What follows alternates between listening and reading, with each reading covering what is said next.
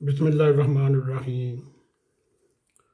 آج ہم پھر ذیابیطس کے سلسلے میں ایک اور پروگرام کر رہے ہیں۔ ذیابیطس ایک مخلق بیماری ہے۔ ذیابیطس یا شوگر کا شمار دنیا میں تیزی سے بڑھنے والے امراض میں کیا جاتا ہے۔ اس وقت دنیا میں 42 کروڑ 22 لاکھ افراد ذیابیطس کے شکار ہیں۔ یہ تعداد 40 برس میں 4 گنا ہو گئی۔ WHO کا یہ بھی اندازہ ہے اگلے 25 سالوں میں یہ تعداد مزید دگنا ہو جائے گی۔ امریکن ذیابیطس ایسوسی ایشن کا کہنا ہے امریکہ میں 6.9 کروڑ افراد اس مرض میں لاحق ہیں۔ ان میں سے 80 لاکھ مریضوں میں اس کی تشخیص نہیں ہوئی۔ WHO کے مطابق جنوبی ایشیا میں ذیابیطس کے مرض سے تیزی سے بڑھنے کے امکانات ہیں۔ پاکستان میں ہر سال ذیابیطس کے مرض سے 1.5 سے 2 لاکھ افراد معذور ہو جاتے ہیں۔ ایک حالیہ تحقیق کے مطابق یہاں ہر 4 میں ایک فرد کو ذیابیطس کا مرض مبتلا ہے۔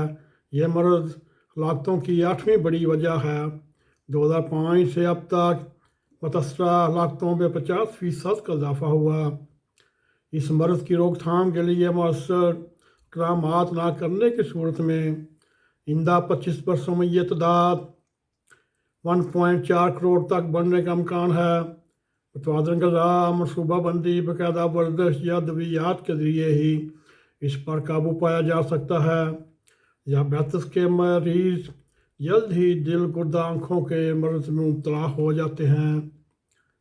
اس مرض سے بچاؤ کے لیے اس کی پیچیدگیوں اور علامات سے آگاہی ضروری ہے۔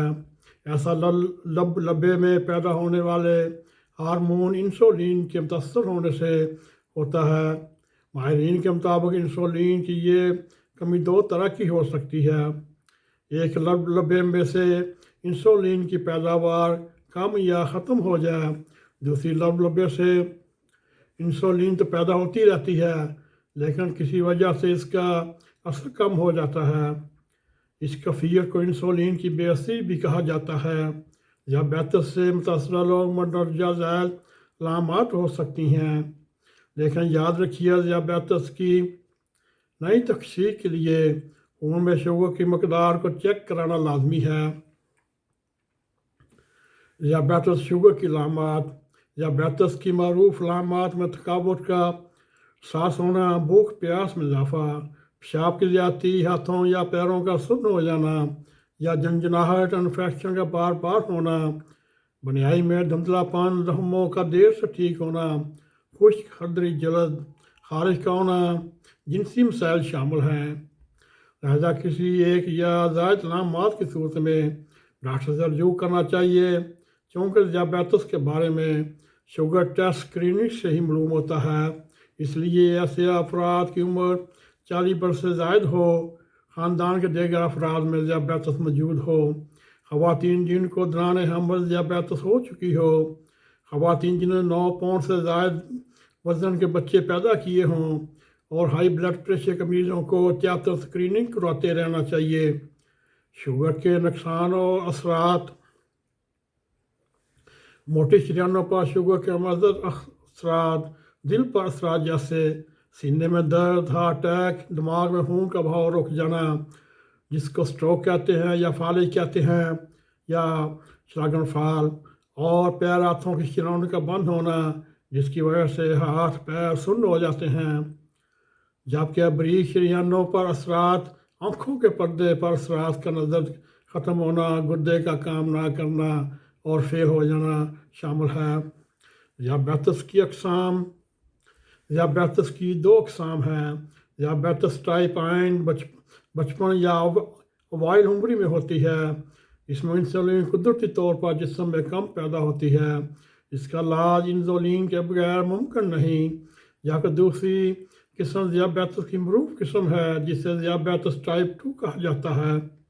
ذیابیطس کے مریضوں میں 10 میں سے کم ٹائپ 2 میں مبتلا ہوتے ہیں۔ یہ تمام بڑی عمر کے افراد ہوتے ہیں۔ لو بلڈ پریشر کی علامات۔ اس میں کمزوری، کپکاہٹ محسوس ہونا، جلد زرد پڑ جانا، ٹھنڈ میں چچڑاہٹ، الجھن، خرابی رویے کا مظاہرہ، دل کی دھڑکن کی رفتار اچانک بڑھ جانا اور مریض کا ہوش و حواس کھو دینا یا بے ہوش ہو جانا شامل ہے۔ اس کا امکان ان مریضوں میں زیادہ ہوتا ہے جن میں حال ہی میں ذیابیطس کی تشخیص ہوئی ہو۔ ایسے مریضوں کو اگر اپنی حالت غیر محسوس کر رہے ہوں یا چکر آ رہے ہوں تو کرسی یا فرش پر بیٹھنے میں مدد کرنی چاہیے۔ اگر مریض مکمل طور پر ہوش و حواس میں الرٹ ہو، اسے کوئی میٹھا مشروب جیسے فروٹ جوس یا گلوکوز ٹیبلٹ دینی چاہیے۔ ذیابیطس کے شکار افراد اکثر اپنے ساتھ گلوکوز کی ڈوز یا کوئی میٹھی چیز رکھتے ہیں جس کا ڈاکٹر انہیں مشورہ دیتے ہیں۔